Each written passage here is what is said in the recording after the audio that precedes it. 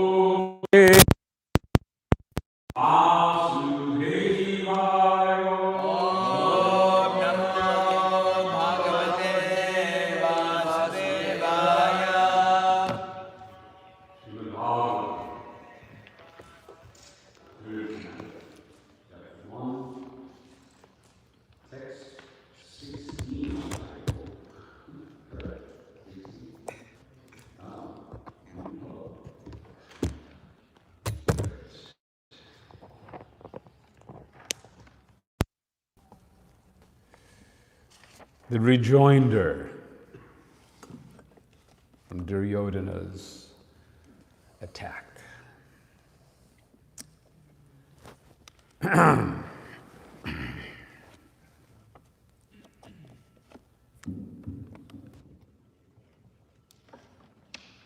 Swayam Dhanur Dhari Nidayamaya. Swayam Dhanur Dhari Nidayam. Bratu Paro Marmahashota Dishtopi. Bratu Puro Marmasota Ditopi. Saitam Atyu Tana Karna Bhanair. Saitam Atul Karna Bhanair. Gata Vyatoyad Urumana Yashan Manayana. Gata Vyatoyad Gurumanayanaha.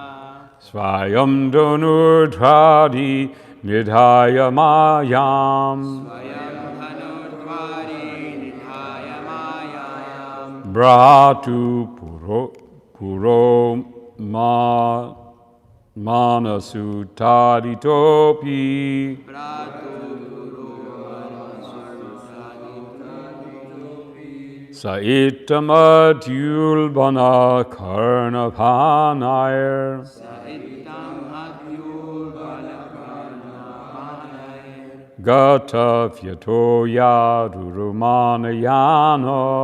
Gata Vyatoyad Gurumanayanaha. Others, please. Swayam Dhanurdhari Nidhaya Mayam.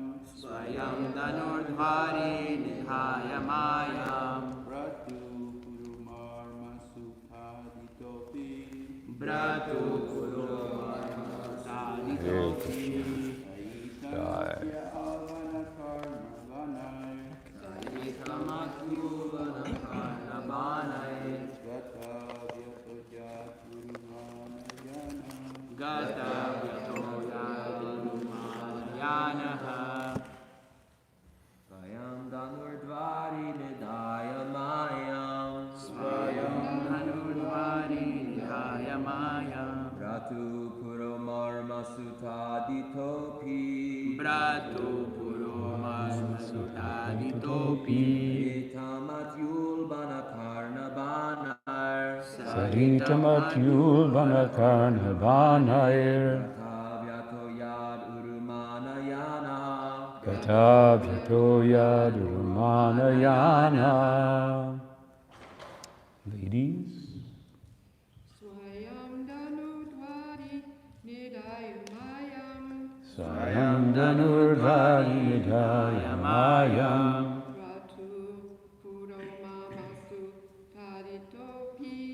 Bratu Puro Marmasutaditoki.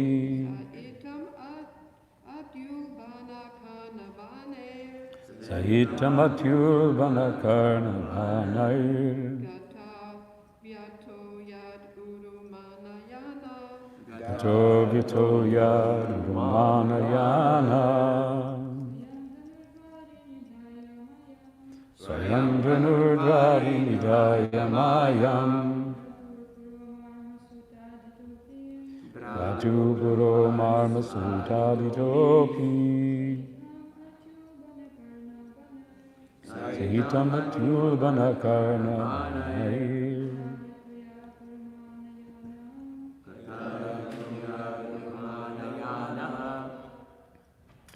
Swayam, he himself.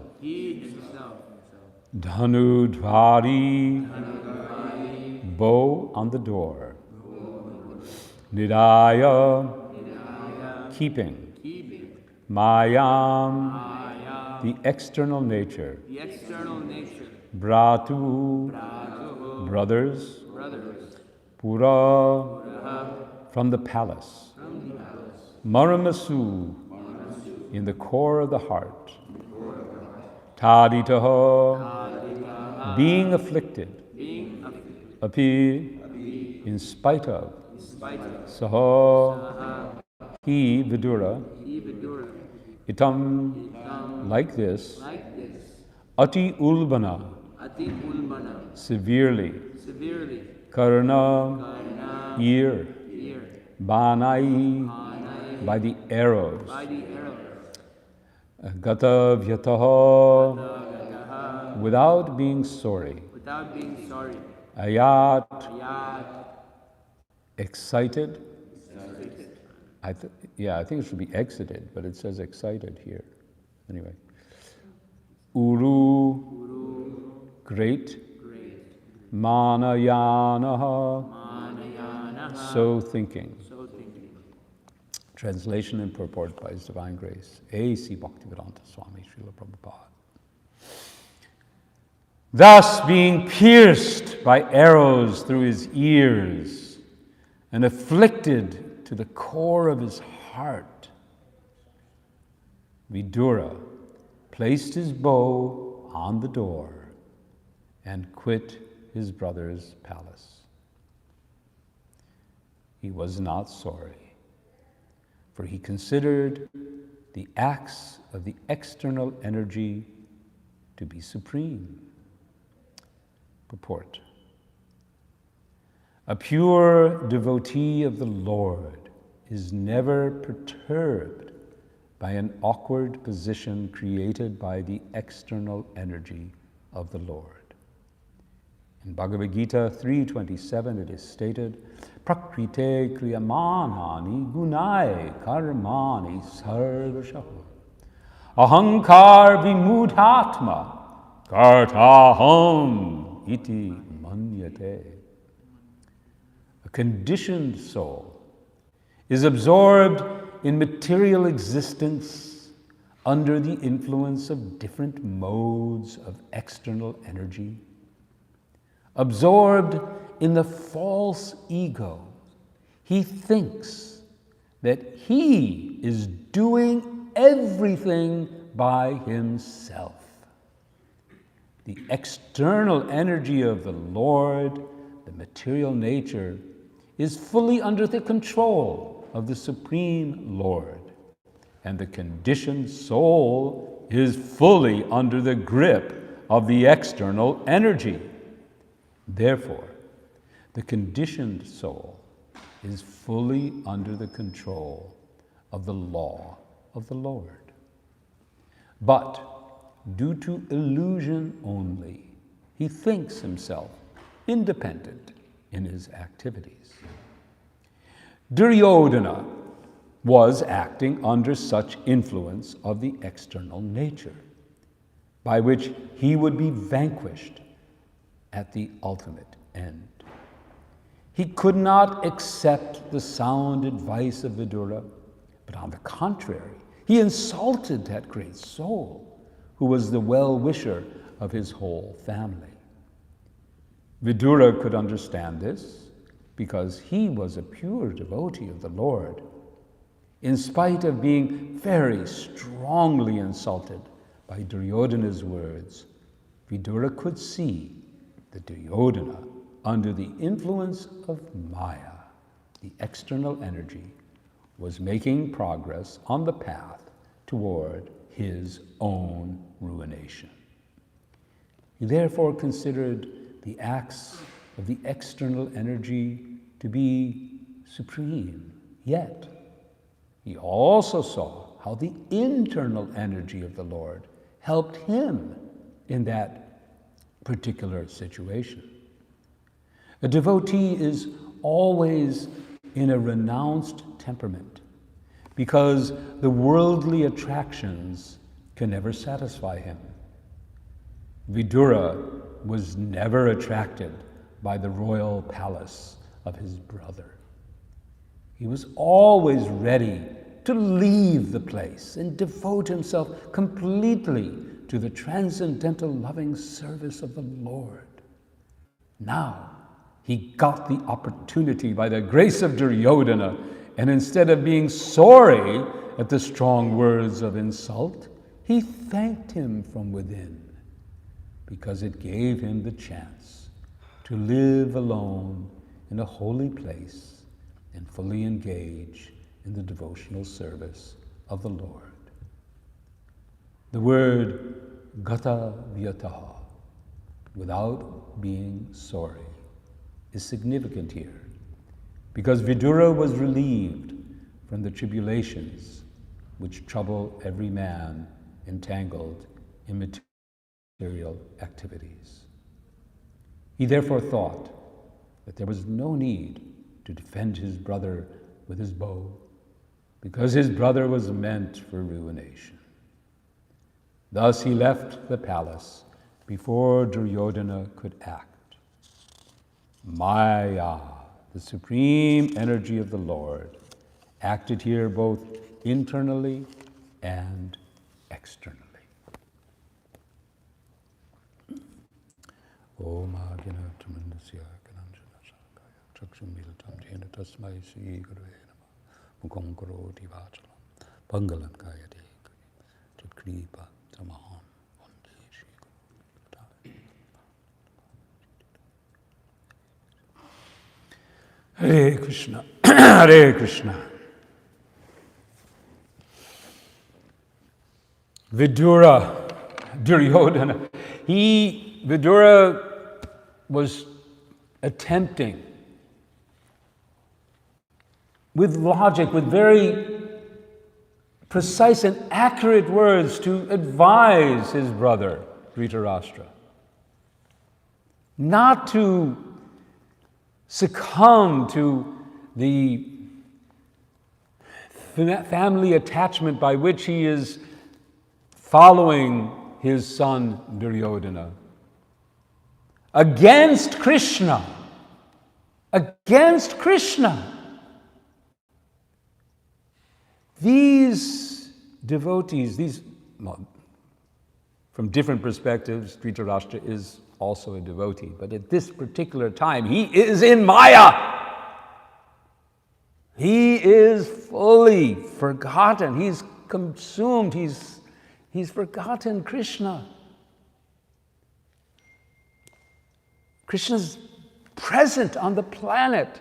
Krishna came to their palace. Krishna came and told them everything, and yet they couldn't recognize Krishna. Vidura, of course, recognized Krishna completely. And so he's trying to advise Dhritarashtra, this is Krishna. Don't you see? This is Krishna. You're going against Krishna. What hope do you have? He's the Supreme Lord. He's the Creator. He's everything. And you're going to fight his friends? What stupidity. He's trying to convince Dhritarashtra somehow or other, don't listen to your foolish son Duryodhana. Do the right thing. And Duryodhana is sitting there. You can imagine Duryodhana standing next to this conversation going on and hearing Vidura, although he's his respected uncle, etc., still he can't take this. And he lashes out with the strongest insult. He doesn't try to defeat his arguments. He doesn't try to say, well, actually, Krishna. He doesn't attempt to counter what he said. He simply insults him, you son of a maid servant. He just insults him. Get out! He has no right to say that. This is an indication of Duryodhana's character. Dhritarashtra is the king, but Duryodhana, with the silence of his father, has assumed the position of ordering Vidura out. Now it's interesting that this particular verse gives us a sense of what's going on here and relates what would be the natural outcome in any one of us if we heard such insults, and describes this as being such strong words, thus being pierced by arrows through his ears and afflicted to the core of his heart. After all, Vidura is a human being. He is a jiva, like us. He's in this world. Yes, he is a pure devotee, but he has feelings. He has feelings. And the natural response when you're insulted is to be afflicted. It goes in. I'm sure, well, I'm not sure. Perhaps some of you have never, ever received the insult from the unwarranted insult, because it's not, you can take it when somebody criticizes you for a good reason. And maybe they even, use strong words and tell you you're a stupid fool. But if you actually, I was stupid, I did something wrong, and okay, I'm not really a fool, I'm not actually fully stupid, but still, you can take it, right? I mean, I think most of us have. Because, your authority, your superior, will just burst out, and okay, and you take it. But this was completely unwarranted. Here's Duryodhana, first of all, not Dhritarashtra. Vidura wasn't talking to Duryodhana. He mentions Duryodhana. And Duryodhana heard that, I'm sure. His being described, how was he described here?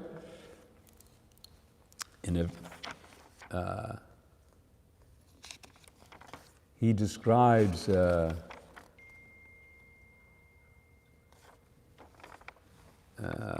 is it here? In a previous Swollen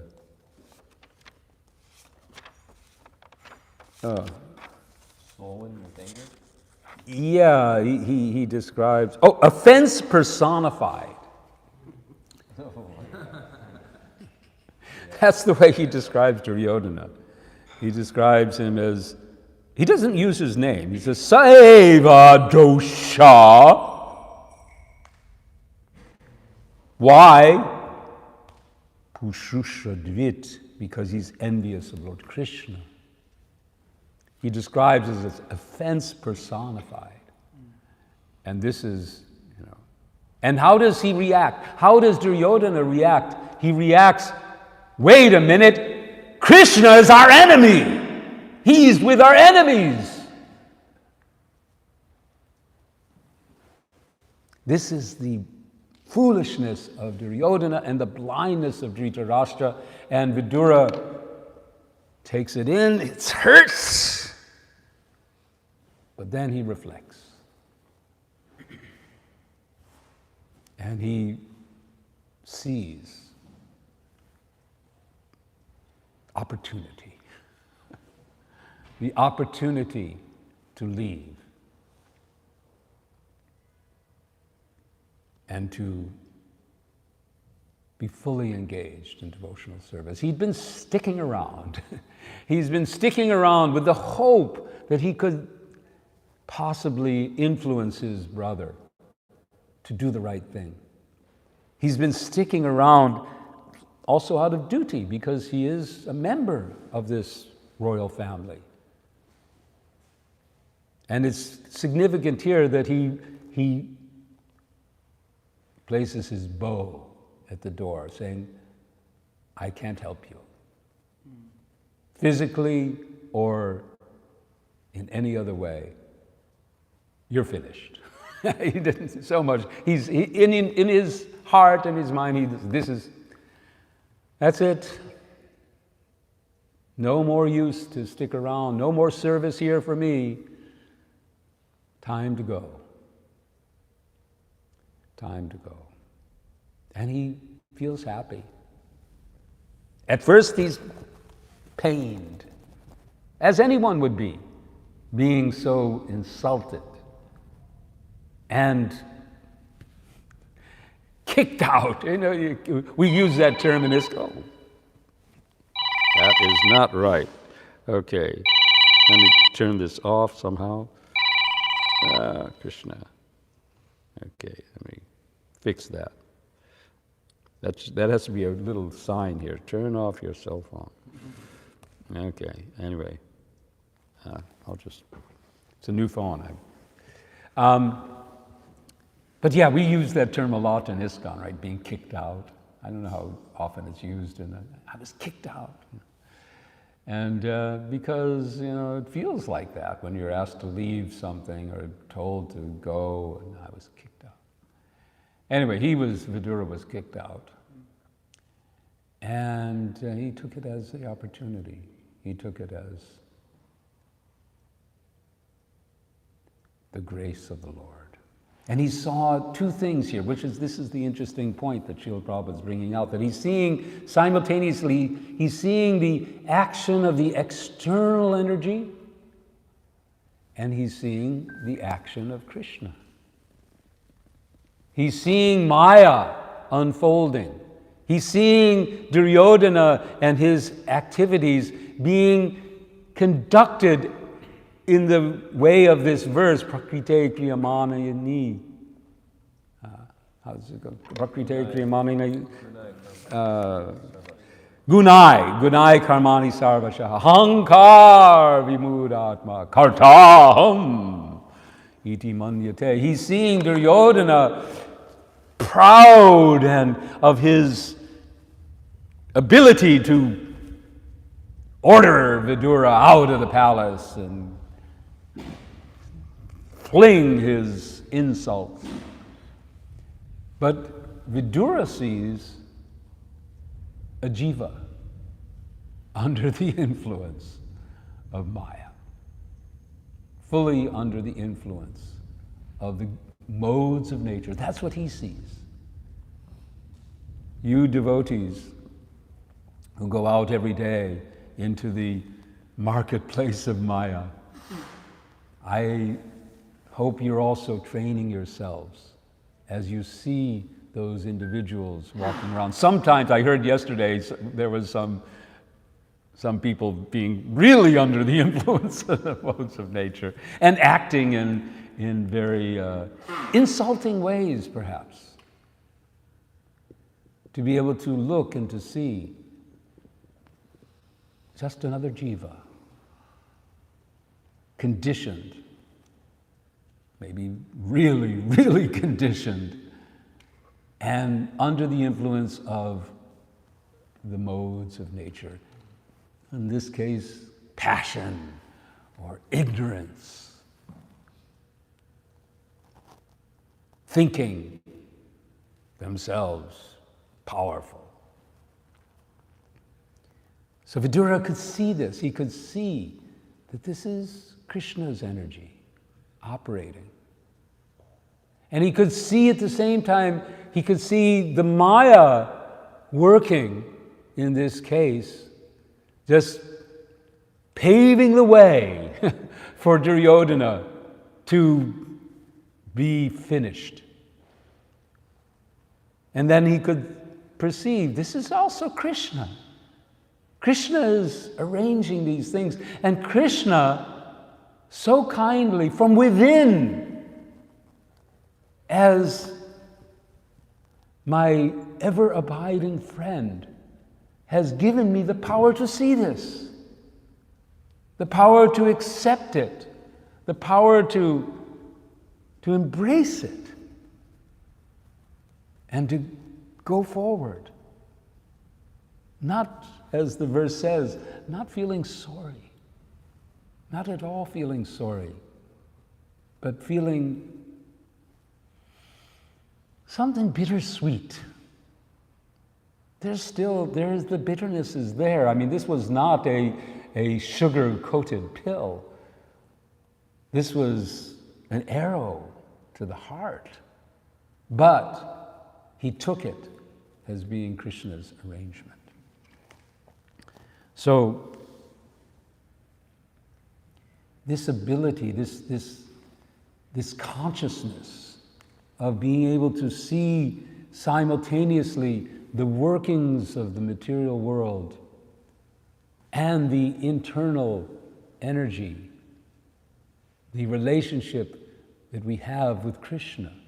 This is our practice of coming forward in consciousness and becoming free of ahankara. The ahankara principle is fundamental to what we're discussing here today. And the term is used in the beginning. Srila Prabhupada quotes this famous verse from Bhagavad Gita, ahankara vimudhatma kartaham iti manyate prakrite kriyamanani gunai karmani sarvashaha. There's another verse that relates to this. Ishvara sarvabhutani hridesh arjuna tishtati.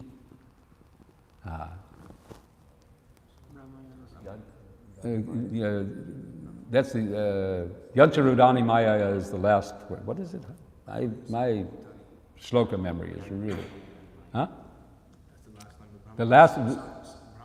Brahmayan sarvabhutani, Brahmayan sarvabhutani, yantra rudana mayaya. Prakrite kriyamanini, Ishvara sarvabhutani. Krishna says, I am the controller, Ishvara, of everyone. Ishvara sarvabhutani, Hridesh Arjuna Tishya, sitting within everyone's heart. Prakrite kriyamanani, and this material world is working like a machine. Jantra Brahmayan sarvabhutani. All the living beings are Brahmaya. They're wandering in this Prakriti,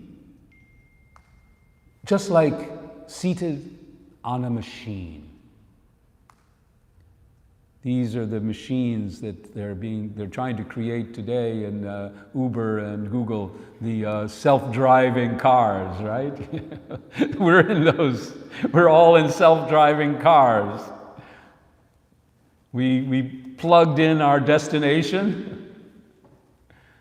We put it in, okay, this is where we want to go, and it's all proceeding forth from that desire. Therefore, the question arises, well, who is really the karta? We're thinking karta ham iti manyate because we think that we are that machine. We think we are this machine which is moving about, and therefore we think we're doing all these things. which actually are being carried out by the machine, which is being conducted by these modes of nature. But is it that we have no role at all? Are we simply passengers captured by a machine? Is it that there was the alien invasion and they came down and they swooped us up and turned us into matrix? What is in the Matrix? Put us made us into batteries, so to feed and then feed us with the stuff to keep us going. All illusion. No, this is a very interesting topic which I've explored. I have to say I was very happy to participate. One devotee in Maya Prakonteya Prabhu has many services. He put together a very nice PowerPoint.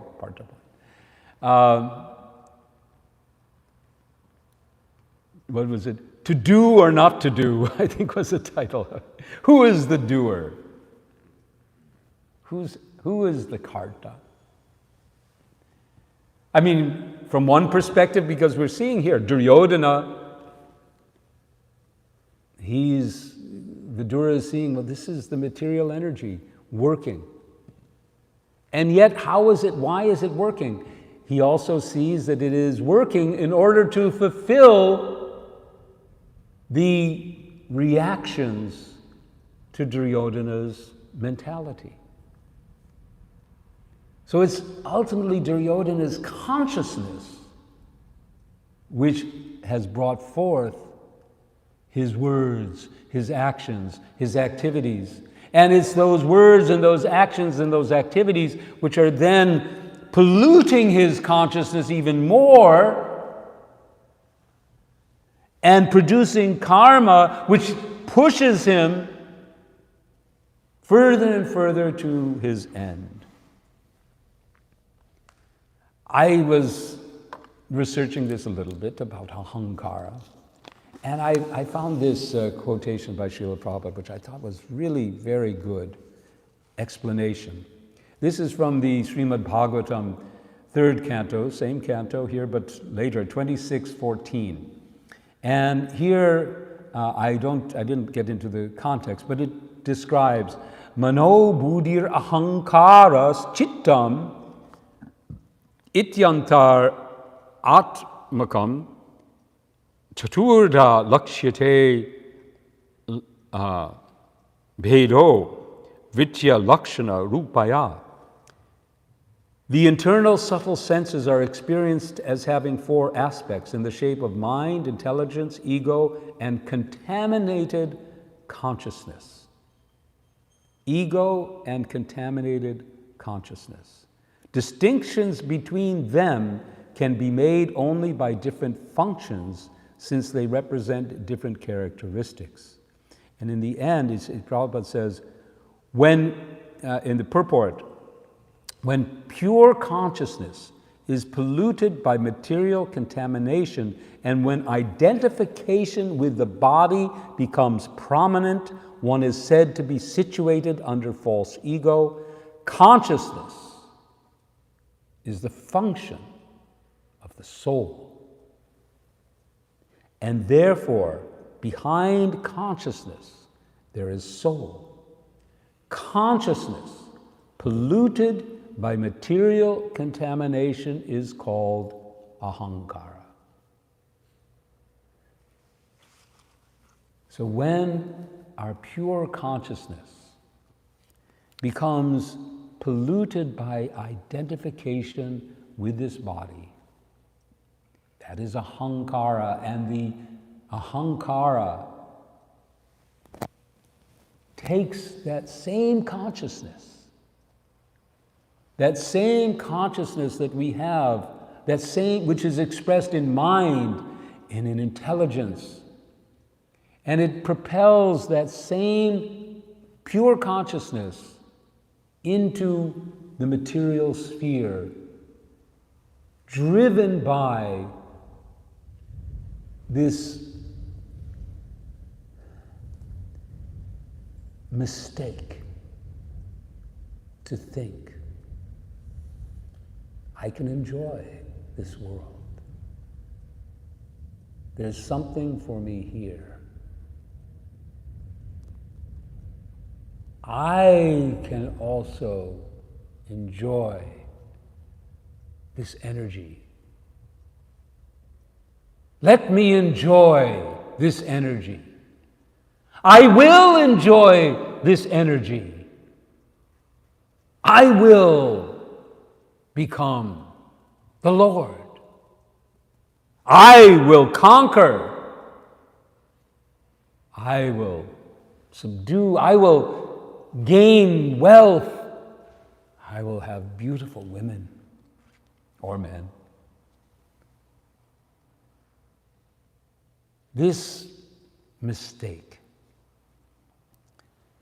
that I am the enjoyer propels our consciousness into the material world, and as soon as it is there, the material energy seeps in and produces ahankara.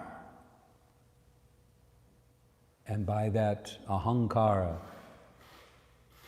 we begin to act. We begin to act. So we are doing, but we're doing purely from the position of what I call attention and intention. What is the power of the soul? What power do we have? We don't have the physical power.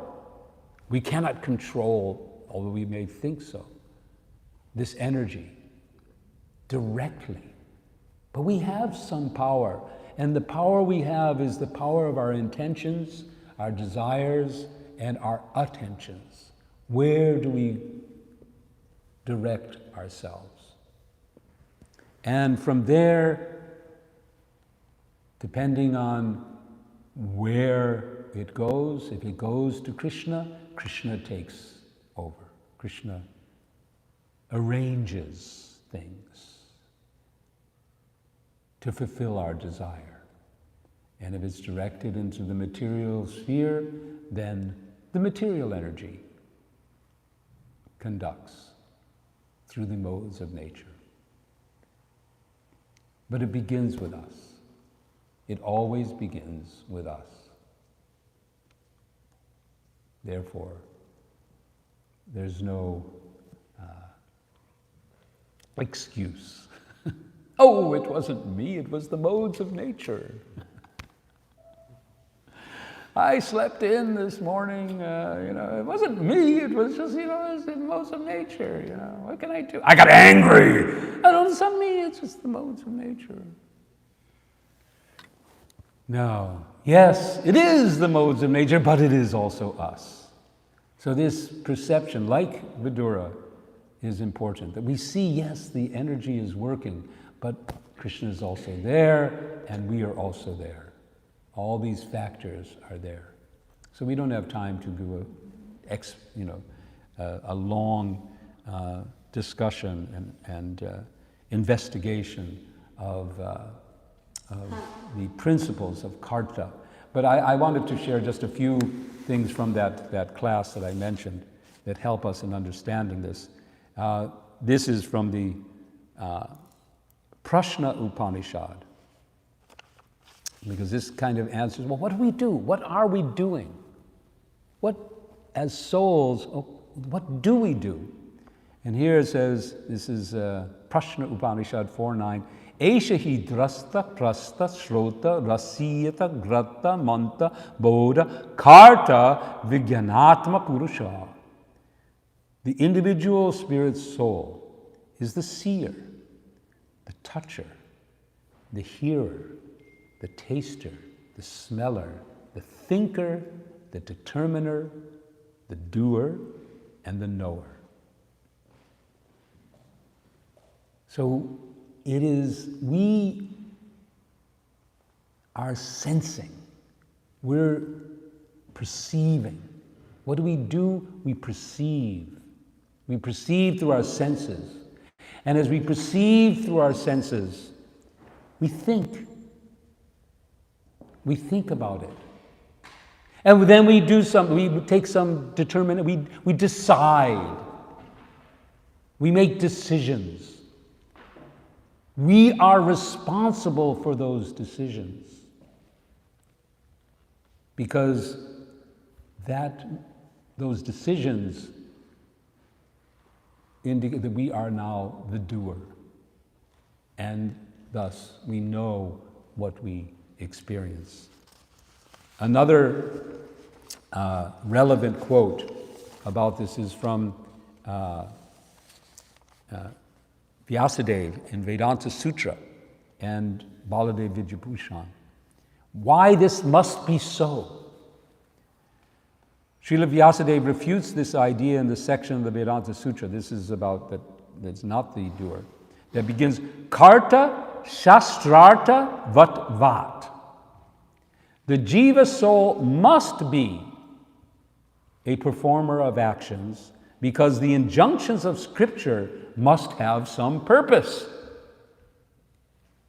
And Baladev explains in Govinda Bhashya, the jiva, not the modes of nature, is the doer. Now this seems to contradict, but I'll explain. Why? Because the injunctions of scripture must have some purpose. So the nuance of this prakrite kriyamanani gunai karmani sarvashaha kartaham vimudatma ahankara vimudatma kartaham iti manyate is in the translation which says that the illusion is to be thinking that you're doing that you are doing what nature is doing. Not that you do nothing. Not that you do nothing. Not that you are never the doer. But you're not the doer. You're not the one who controls the material nature. So that ability to distinguish what I can do, what I am, who I am, where my power actually lies, and where I am dependent on this nature. That is the awakening that we pursue in Krishna consciousness. That ability to see myself as I am, and to see the world as it is, and to know where I am and what I must do to be happy.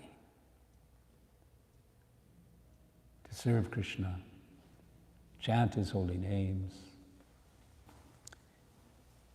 follow in the footsteps of the acharyas, and especially our Srila Prabhupada. Hare Krishna. So we'll give a little time for, I think we have time. I'm not sure when we're supposed to end. We'll go tonight. Oh, okay. So we're talking about the doer and nature, and although it's like coming from the desire of the soul, I mean, sometimes if they're arguing, I'm just really deeply in the modes, and it's difficult, even despite my desire. I feel like, some devotee got angry, like you were saying, different things. Oh, it's not me, it was just the modes. But, it just seems like that's also still a large factor. Like, someone's in the mode of goodness compared to someone in the mode of ignorance.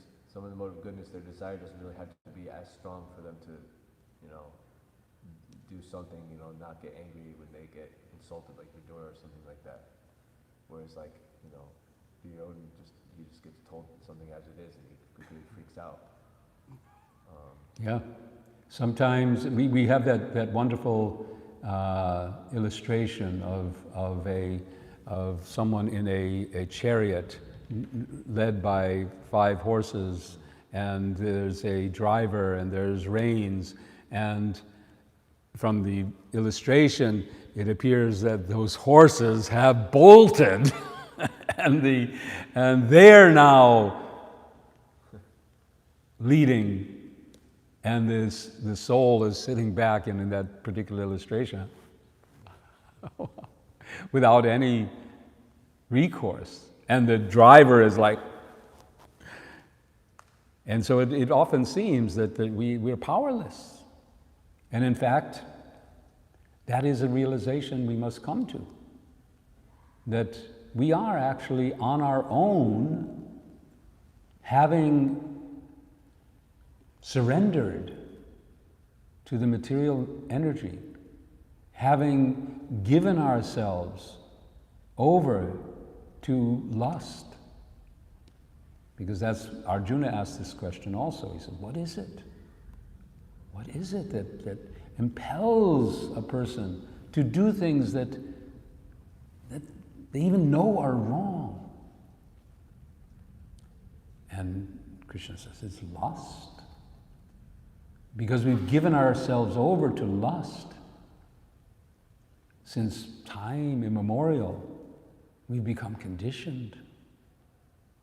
And when we start to awaken and realize our situation, where we're at, and seeing the consequence, and we start to see we're not, it's not working, it's not, the happiness that we think we're going to get is just fleeting illusion, and death is facing us there, and we start to awaken, yet still the conditioning impels us, and we find it very, very difficult.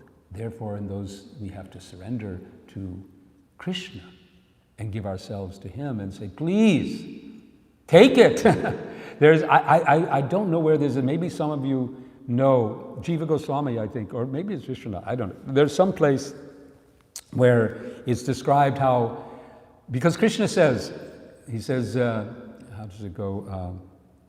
Jad karoshi, yadashnashi, yad jahoshi, dadashi yad, yad tapasyashi, nukonteya, tat kurshvas mad arpanam, right? Whatever you do, he doesn't say only the good things, does he? He doesn't say just the good things. He says, whatever you do, offer it to me. So this we're told, even the Krishna, I have this anger, I have this lust or this or whatever. Take it, I'm offering it to you. I can't do anything with it. Yes, it's garbage, but I'm attached to it. Please, do something with this. So that consistent of offering ourselves to Krishna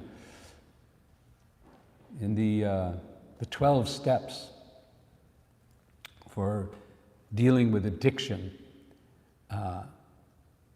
The second step, the first step is to recognize, to see I'm powerless, to recognize that I am being dragged around in the case of addiction by some particular form, whether it be drugs or gambling or food or whatever, and that this is, of course, from the perspective of the 12 steps, it's like it's okay if it's manageable, right?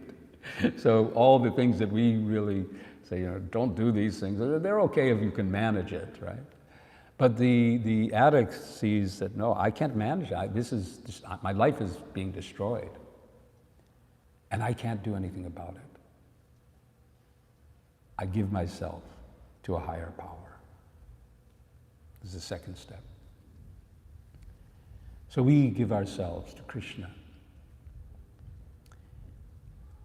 Without, remaining responsible. It's not like we can turn to Krishna and say, hey, it's your job. And, I'm just going to sit back and, just wait. And, you're the supreme controller, you're the supreme everything, you have all power, and so, and in fact, I found myself sometimes thinking, I said, but wait, Krishna, you can. You have all power, right? You have the power to take all the unwanted anarthas in my heart and throw them away. You have the power, right? I mean, don't you? If you don't, then wait a minute, then how can you be God if you can't take care of this one tiny living entity? There was a beautiful, beautiful letter. How many of you read the ISKCON Prison Ministry newsletter? You do. I highly recommend you all to subscribe and read this. I mean, it's just, it's a wonderful thing to see how Krishna is working with these jivas who have, you know, they're bad guys, many of them. And this particular devotee was describing his path in and out of addiction, in and out of prison, in and out of marriages. So just, this was I mean, reading his story was, oh, Krishna. I mean, you really felt. And he describes how at one point when he was like practically speaking ready to, he said the only way out is suicide. That's, you know, that was what he was thinking, the only way out.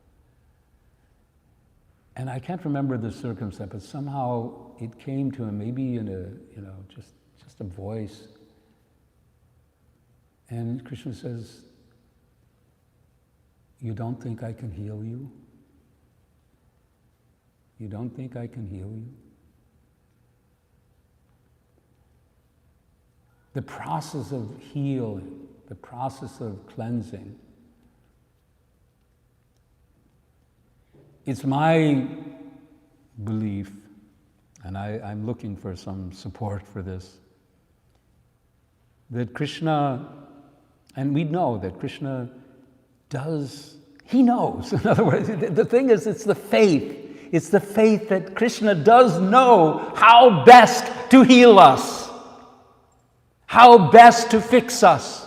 We may think, well, hey, I want it like this. And Krishna, no, you know, that won't work with you. You know, I'm going to take sannyas, and I'm going to be, you know, I'm going to be the, you know, that's what I'm going to do. I'm going to just, and later you'll find out that today is a special day for Atita and I. That it's our anniversary, our wedding anniversary. 41 years she's tolerated me. 41 years. And we want to serve you a little bit. I think there's some surprise downstairs. But before I got married, I was thinking, well, let me change everything, you know, because I was, you know, feeling like, you know, anyway, my situation was I was a brahmachari, I had no brahmachari association. I was just, everyone I was working with, they were all householders, and so on. I went to my authorities. I said, you know, listen, I'm not feeling comfortable. You know, this is not working. So give me a change of service, and I'll go out and I'll preach, and I'll become a traveling preacher, and you know, then maybe I'll become a sannyasi after a few years. You know, that was definitely the mentality, and it was the mentality of many of us. And they said, no, hold on, wait a minute, you better get married. Yeah, okay, yeah. And by Krishna's mercy, Jayapataka Maharaj met my good wife, and said, would you like to, maybe you're getting married? Well, would you like to get married, Mayapur? And she heard married in Mayapur, and she said, okay, that's good enough. So that's the way she tells it. Anyway. And I said, fantastic. So, and by her tolerance and her grace, we've been able to get through. And now we're in the Vanaprastha. And so that's really, you know, that was the path. I believe that was the path that, and not that everything that we've done where, you know, Krishna may have given, because Krishna gives opportunities sometimes to do things in a certain way. And then we also make choices and decisions that take us in another direction. But when we get to a point where we're thinking, Krishna, come on, do it, do it, do it. You know? Maybe we have to look inside a bit more. Anyway, I don't know if I even heard your question, but I said something. What we'll last. We're going to end here? Okay, yeah. Cheesecake. Yes, Hare Krishna. Thank you so much. Hare Krishna. Jai Shri Prabhupada. Hare Krishna.